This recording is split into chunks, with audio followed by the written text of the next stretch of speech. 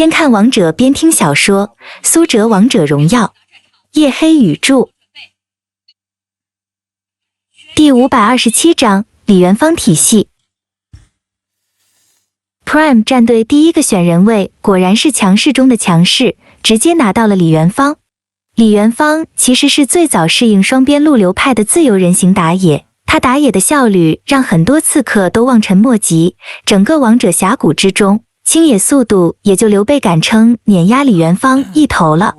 另外，李元芳前中期爆发无敌，一个一技能给中直接提高 50% 的攻速，二技能超长位移痕迹还有留人效果，三技能大规模杀伤性武器，清理兵线杀人留人都极好用。这使得李元芳几乎是游戏中最完美的一个射手，除了后期稍显乏力之外，没有任何缺点。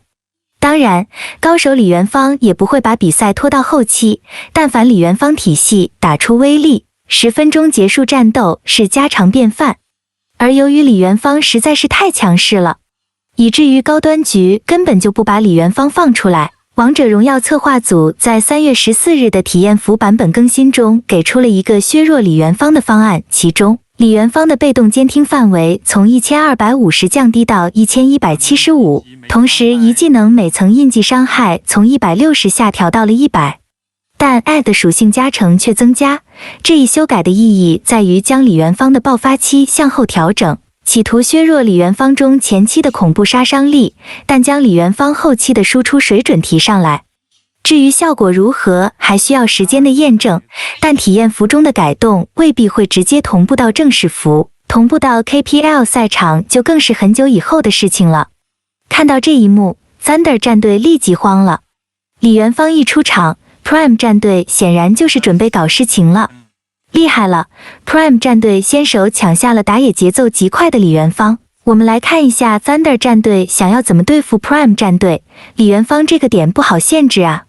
芊道，子豪严肃点头，没错，一旦被 Prime 战队形成李元芳体系，那么这套阵容是可以在前中期就结束战斗的。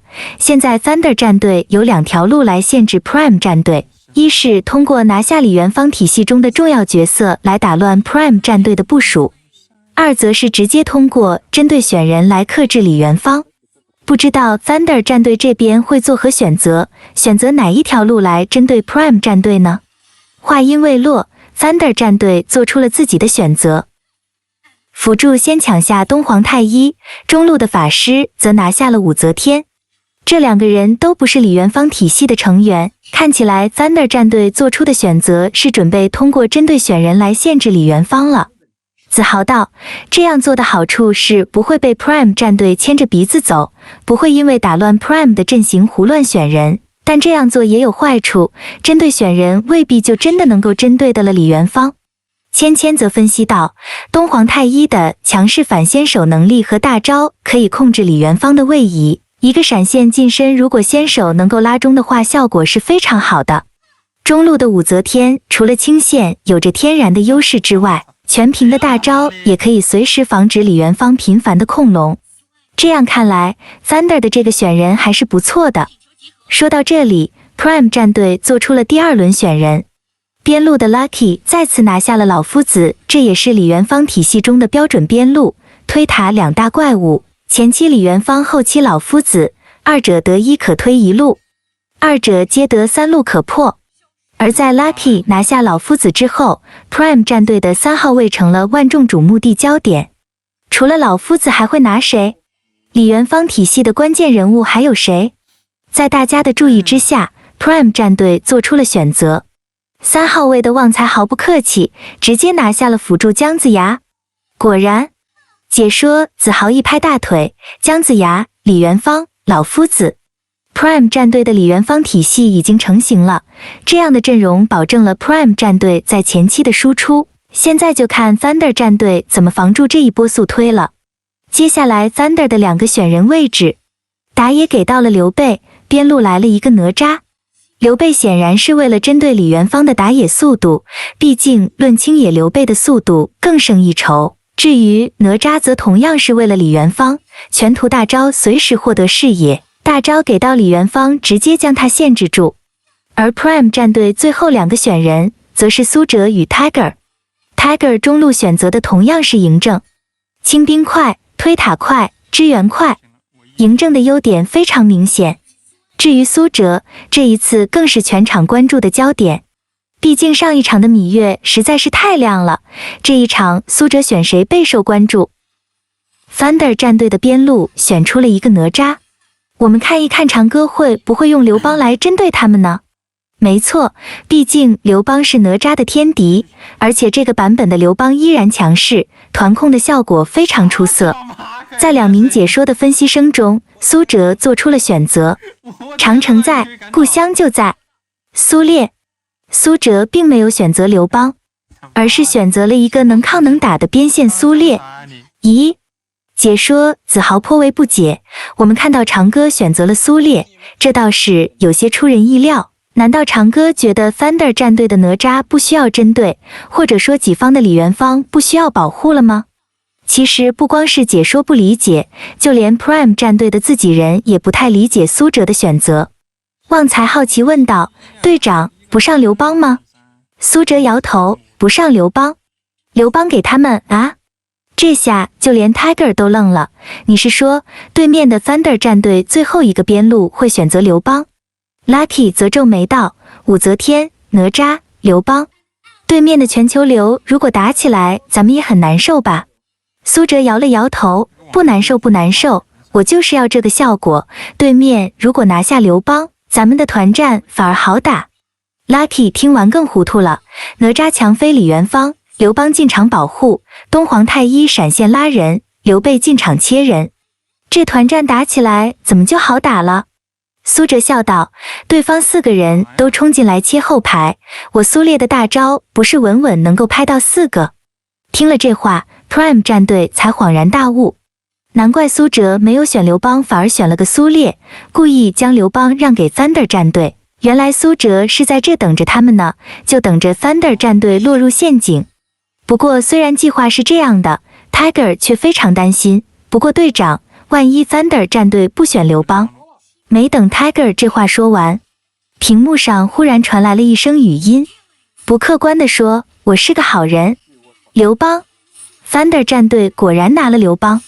旺财哈哈一笑，拍了拍 Tiger 的肩膀，队长神机妙算，从来没猜错过的。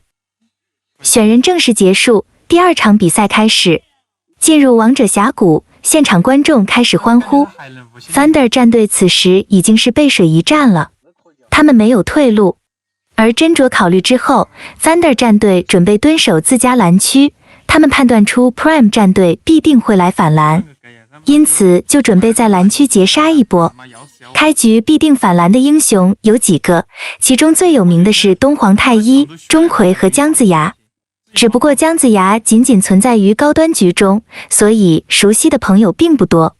但说起开局反蓝成功率，姜子牙则稳居榜首，就连自带3颗被动法球的东皇太一也远远不如姜子牙。Prime 战队冲下高地，他们果然准备开局反蓝。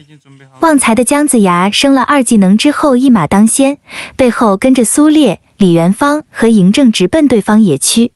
途径河道，时间过去25秒，野区蓝 buff 很快刷新， Prime 战队也已经各就各位。赛场的观众们屏息凝神，大战一触即发。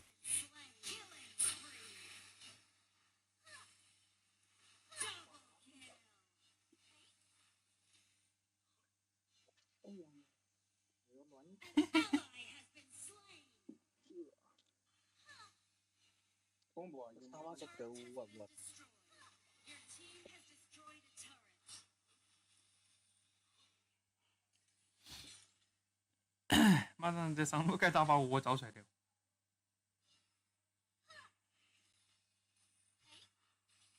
哦，他打算找最近的敌人哈。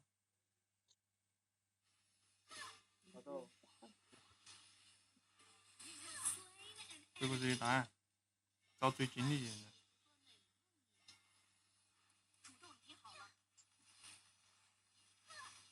难喽，我那波全技能。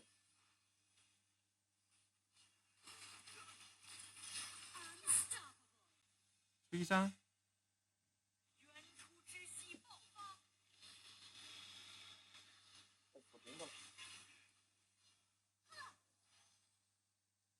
我就对上。哎呀！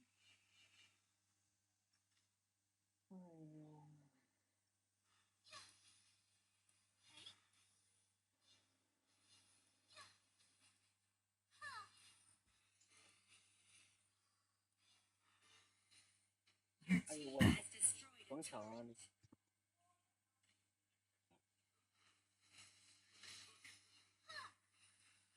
一些。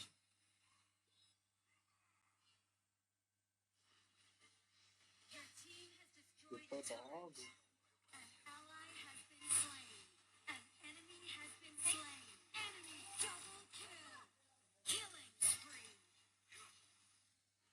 请求集合。哎，我不应该叫那个大哎去谈，老子。那咋？他们来开龙的，秒一下了，有 W。我刚打到菜椒了，不过有个蓝 buff，现在还有点朋友。哎，老子去看。没事。收到。我看他们都12个人了，不敢往那边走，真的是。时间带不走美妙的青春，它被珍藏于仲夏夜的诗篇。直接拿捏他们。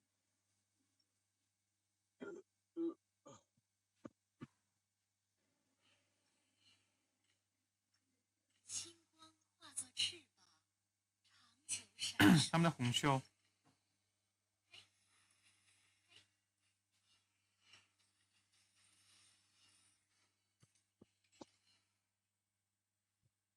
去看没有那个蓝咋的？蓝包，buff那里可能在中游了。我这勾引了，看没有？马里可能在中游。勾引死鬼！我操！我操！打不亮出来！我操！牛逼！我打都没按出来，他妈按出来了，全给他锤死啊！我操！不应该，那不应该是我们打赢啊！我操！我他妈今晚按出来的。我都没看到。不会遭一波了吧？不可能，一波不可能。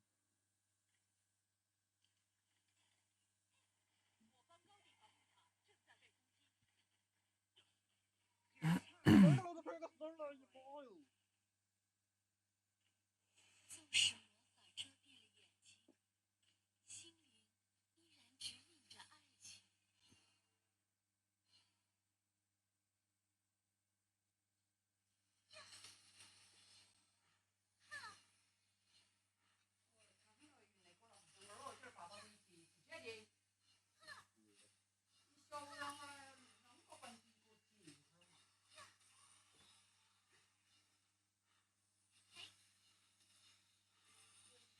魔法遮蔽了眼睛，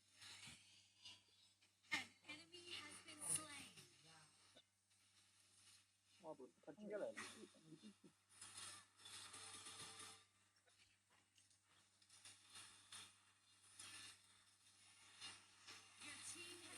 干啥嘞？那不？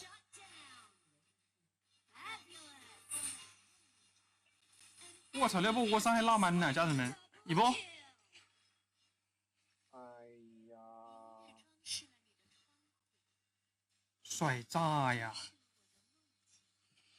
你看他又不交闪。